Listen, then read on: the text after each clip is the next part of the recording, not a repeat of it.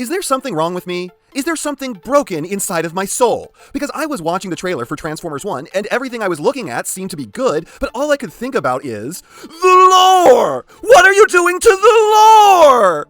But first, your likes! Please give. And if you enjoy this video by the end and you aren't subscribed already, please consider it. Anyways, I have a lot of thoughts on this, so let's get into it. And the first thing that I think stands out about this movie is that this is an animated movie.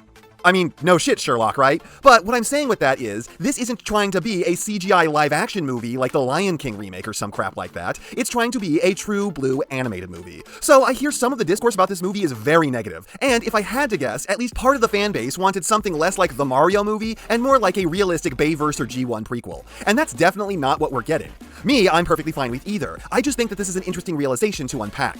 Now, some people think I'm a G1er, because I'm always crapping on designs that aren't G1. I mean, I crap on G1 designs a bunch too, but that's beside the point. I just happen to think that the vast majority of the franchise at this point was designed by people who hate the non-blind. I don't know why, but every single time a new Transformers show or piece of media comes out, it's like they designed it to be as sinfully ugly as possible. Even when the show mostly looks good, like Earthspark, they will do stuff like make the faces uncanny and hideous to the core, to the point where it haunts your dreams. So for once, I'm very happy to say that they don't seem like they've done that here. For once, I was watching the trailer to a new piece of Transformers media, and it was like, oh thank God, something that doesn't look like G1, but also doesn't seem like the point was to make me want to gouge my eyes out to be free of the pain.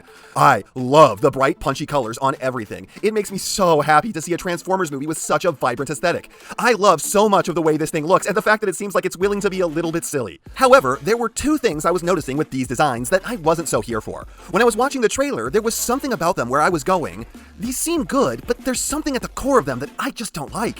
Then I watched the trailer reaction by my boy, Ham Man Reviews, and he said that they look like Fortnite skins. And holy shit, yes, that's exactly what it is. That's the whiff of what I don't like with these. They look like they're gonna break out into the floss and kill my soul a little.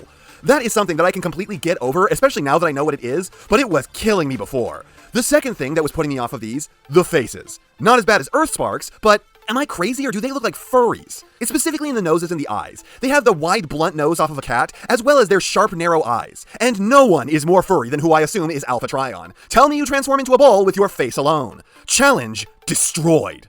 Again, I can tolerate this, but I just don't know why Transformers media can't give them normal-looking faces.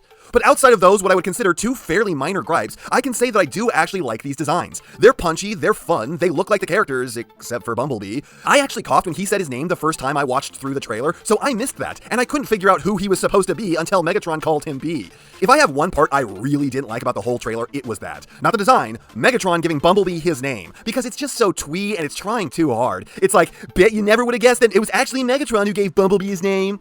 Again, that's a major nitpick. It's just something that I rolled my eyes at. But the aesthetics of the movie look great. I have precious few minor issues about it. I can totally get behind this. Then the sense of humor seems to be pretty good too. Yes, this is a trailer, and I have been lied to before about how funny a movie would be by one of these, but every time the trailer tried, it made me chuckle. I didn't find anything uproariously funny, but it was able to put a smile on my face whenever it tried. Another point the trailer has going for it is that all the voice acting seems good. I had a very wait and we'll see attitude about the announced cast, but I was worried about Chris Hemsworth as Orion Pax. He seems to be doing a good job. It's still the shakiest for me, and then, like, obviously Bumblebee doesn't really sound like he ever has before, but it's a voice that I got used to by the end of the trailer. I didn't realize that this was Keegan-Michael Key until someone told me though, which is hilarious because he's not doing much of a voice at all, so it does just sound like himself.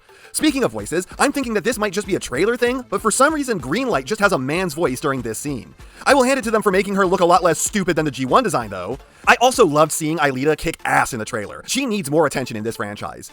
Not loving that she's played by ScarJo though, but hey, if I don't have to look at her face's complete inability to act, then maybe she can deliver a halfway convincing performance for once in her goddamn life. Please tell me that Steve Buscemi is going to be playing Starscream. Please? And it's cool to get a brief look at a bunch of the big name characters in the trailer, as well as Arachnid, who is someone the franchise needs to use more often. Despite finding Prime intensely boring, she definitely stood out to me as someone with great potential as a villain in the future of the series, kind of like Shatter, who I would also love to see pop up in this movie. The animations all look great, it's fluid and smooth, and the characters aren't just all exploding into a tornado of parts to transform. They all look like they become the things that we see them become. The action looks fluid, this all looks pretty good to me, but it is me, so you know I gotta shit on something. And from the outset right now, I really don't like what I'm seeing seeing them do with the lore. I don't like that apparently Cybertronians all live underground because the surface is too dangerous. I don't like that the surface seems to be natural and covered with plants. That makes me think of beast machines, and that is never a good thing to do to me. I don't like that they don't have transformation cogs and have to go find them, partially because I just absolutely despise transformation cogs. I think they are a stupid addition to the franchise, and the whole thing would just be better without every Cybertronian having an identical component that for no reason is the only thing that lets them convert, no matter how different their bodies are. Like the robots we humans make don't need those, so why do you more advanced space aliens?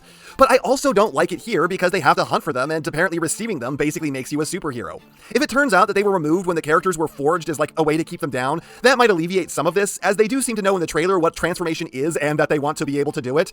Plus, before they have them, they clearly have these holes in their chests where they're supposed to go, so that would support that. But if it turns out that transformation cogs are weapons that they had to develop that turns people into super soldiers, and it's not like an inherent trait the species just have, I just don't like that, especially with how weirdly magical they're presented in the trailer. Though maybe these are just like special Matrix of Leadership T-Cogs. Also, when Orion becomes Optimus Prime, he better leave the fucking faceplate on. I don't know why people are so afraid of audiences not connecting with Optimus if he leaves it on. G1 Optimus left it on the entire time, and his death scene scarred a generation of children because they all loved him so much. So clearly, it's not a problem.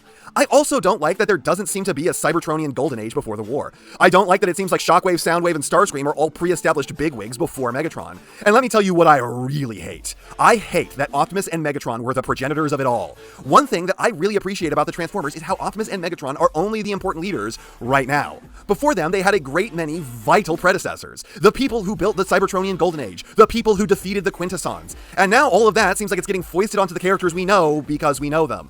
Why can't they just be an important part of the story rather than the whole thing? The history of the whole world of Cybertron and the universe of the franchise should not revolve around these two characters. They can be great without making them the centers of the macrocosm. I have to keep telling myself that this is a new continuity, and these are nitpicks that don't really matter. They can do stuff different. It's a new thing that doesn't have to conform to my expectations. I do not want to hold this movie to a completely arbitrary standard that I came up with out of my own neuroses. It's not fair and it's not useful. But that would be a lot easier to do if so much of what it was doing wasn't stuff I was so fundamentally opposed to on a base level. Cybertron should not be an organic world. Cybertron should not revolve around Optimus and Megatron. Megatron should be the start of the Decepticon movement, and not someone who takes his name and his cause from history. And to be fair, like I said, this looks to be doing a lot that I like. I love the look of what I'm seeing. Though the designs of the characters a little less so, but right now I even like those. I like the humor. I like the cast. I really like the fact that it seems like the Quintessons are the villains. Even if they don't look much like Quintessons, they are a villain group who has faded from relevance in this fandom, and it's cool to see them get brought back. Though that's Sentinel Prime, I just hope he's not some lame traitor or something. Sentinel Prime is a character who in the Transformers just always makes me cringe. If for once he's not a giant bag of dicks, I will be surprisingly happy. But in summation, the hangups I'm having about this movie from this trailer are mine and mine alone. If I push all of that stupid stuff only I care about to the side and act objective about this, then I have confidence that even if this winds up not being for me, it will be a good movie. I hope it is for me, and I do truly believe that a movie can be for me and just about everyone, bringing in new fans. I don't think this franchise has to stagnate or stay stale to appease me. It's just that part of what draws me to this fandom seems to be stuff that a lot of writers appear to hate about it. The trailer gives me confidence that this movie will be fun and good, and that new fans will like it. It, however, does not give me confidence that it will be what I want, but I do think that there is a solid chance that I will enjoy it when it comes out. The question I have is it going to be something that I'm happy enough with to tell other people they need to see it, and that the franchise finally has another entry worth tracking down? I really want to have more that I can recommend people in this fandom. Oh, also in the trailer, we see a dead Onyx Prime, and on the one hand, ha, suck it, fucking die, you loser. But on the other, I just want the 13 Primes to not exist at all, so I don't know if I'm happy or annoyed. And before we go, let's select a patron. If you want to get on this wheel, join my Patreon at any tier. And this time it's... the Lazy Engibot, whose favorite figure is Titan's Return 6-Shot, which he refused to justify himself on.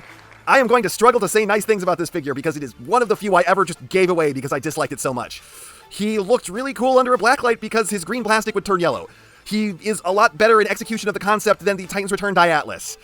Fuck, this is hard. The robot mode and car mode were decent. I'm sorry, I could not be more positive about your favorite figure ever. And that's not half what I have to say, but it's enough of what I have to say. And I know you know what everyone else tells you to do at the end of these videos. So if you liked what you saw here, please do that. And if you'd like to take it a step further, then please share this video with any friend you think may be interested. I hope you all enjoyed listening to me waste your time.